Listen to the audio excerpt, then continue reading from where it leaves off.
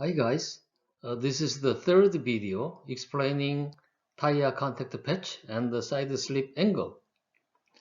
The contents will be a general tendency and the difference between a radial and cross-ply tire on lateral force and the self-aligning moment, and finally, summary.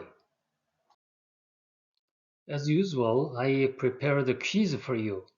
What is the correct description on self-aligning moment? Number one, a self-aligning moment continuously increase in proportion to the size of side slip angle.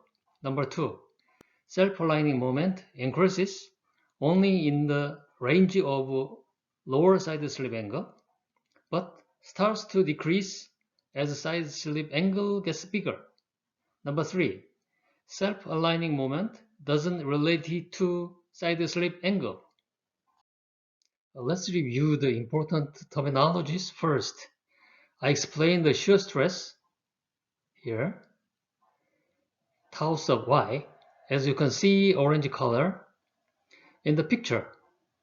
A pneumatic trail, d sub xa, a self-aligning moment, m sub z, and the lateral force, f sub y, related to the side slip angle, alpha. X-axis here is the heading direction of wheel rim, and v direction is the moving direction of tire. With those in your mind, let's take a look at what are the differences between radial and cross-ply tire. Before main topic of radial and cross-ply tire, I will explain the general tendency of lateral force. The absolute value of lateral force F sub y grows linearly for small side slip angles up to 4 degrees in the normal tire, and it eventually levels off. Lateral force normally reaches its maximum value around from 8 degrees to 10 degrees in the street car, and from 3 degrees to 4 degrees in the race car. And in the middle degrees, from 4 degrees to the 8 degrees, is for car with low aspect ratio tire. Low aspect ratio tire can produce the maximum lateral force with a relatively small side slip angles. In other words, it can produce the big lateral force with a small tire deformation. This is very attractive point because you can steer your car on turns with a small correction of steering wheel operation.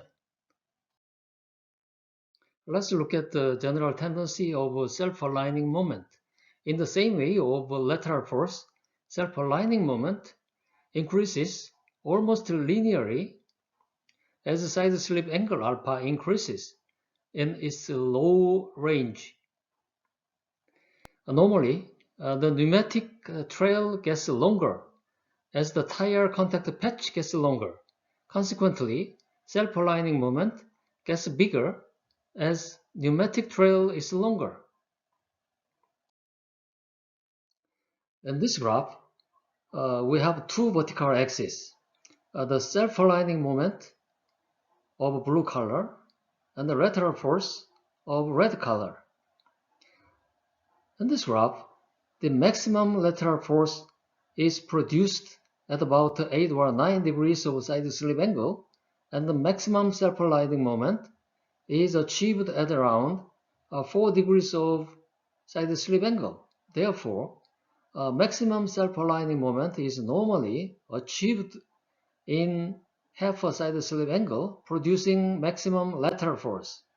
It starts to decrease right after maximum value, and finally its sign changed from plus to minus in the big side slip angle from around 12 degrees. A tire designed in the wrong way maintain the considerable self-aligning moment even though its grip force continuously gets diminished. This is the wrong information to the driver. A self-aligning moment is important because it gives the driver the feedback for the lateral force. The reduction of self-aligning moment is a good warning for the loss of tire grip. As I said in the previous video, please don't focus on the numeric values in the picture, but pay attention to the shapes representing the tendency of each type of tire. Then let's get into the difference between radial and cross-ply tire on lateral force and the side slip angle. A radial tire has a wider and longer tire contact patch comparing with that of cross-ply tire. Therefore, radial tire can produce a larger lateral force than cross-ply tire can because its broader contact patch.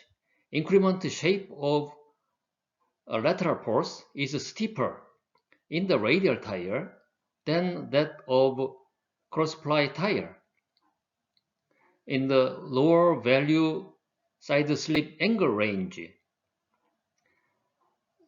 That consequently makes the radial tire need relatively small steering angle correction to maintain the car to follow the intended path.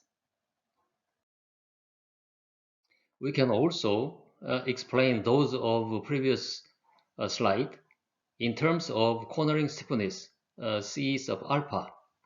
Cornering stiffness of radial tire is bigger than that of cross-ply tire.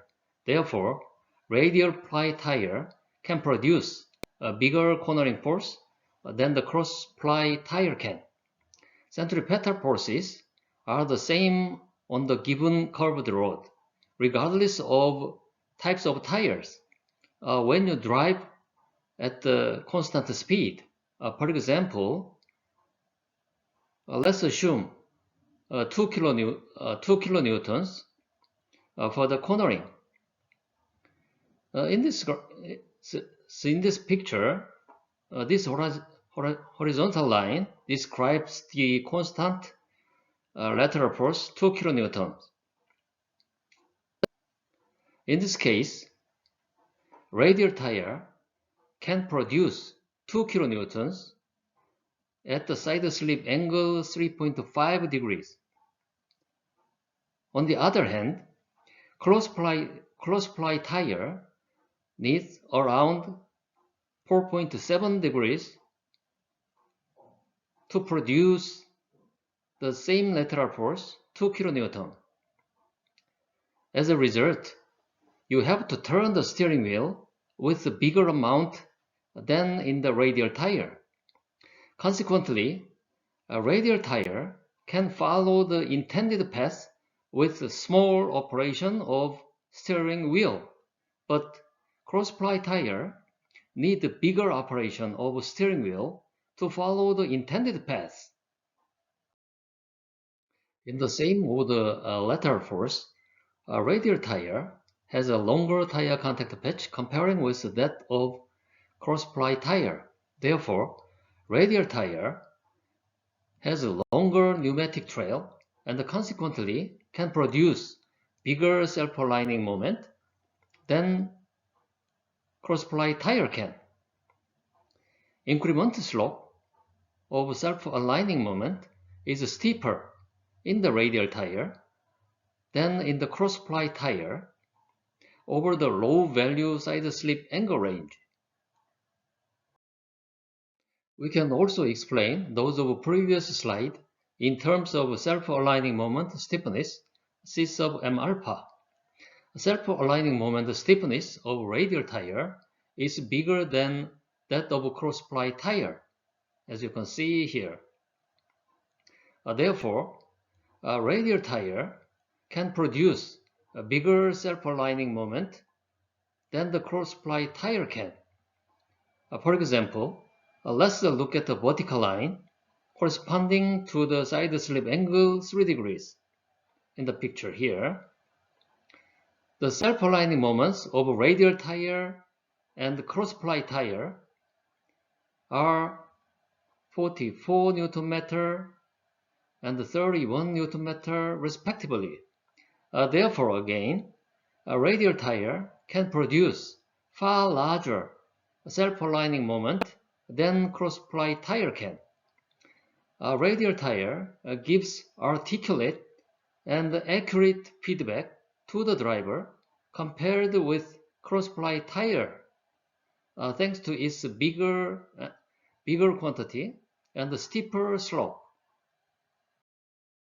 The answer to the quiz, as you can see, number 2, self-aligning moment increases only in the range of lower side slip angle, but starts to decrease as the side slip angle gets bigger. Here we have a summary. The absolute value of a lateral force grows linearly over small slip angle range up to 4 degrees in the normal tire. At the same side slip angle, radial ply tire can produce a bigger cornering force and self-aligning moment than the crossply tire can, due to its wider and longer tire contact patch. The reduction of self-aligning moment is a good warning for the loss of tire grip to the driver and help the driver avoid the dangerous situation. A radial tire gives articulate and accurate feedback to the driver compared with a crossply tire, thanks to its bigger quantity and steeper slope. If you watch the previous videos, you can easily understand the upcoming videos. I explain the side slip angle in connection with the normal stress. Recently, I explained the effect of normal force on the lateral force. Next video is tire side slip 4. In this video, I will explain a drive environment related to the lateral force and the speed effect on the side slip angle. See you at next video. Goodbye, guys.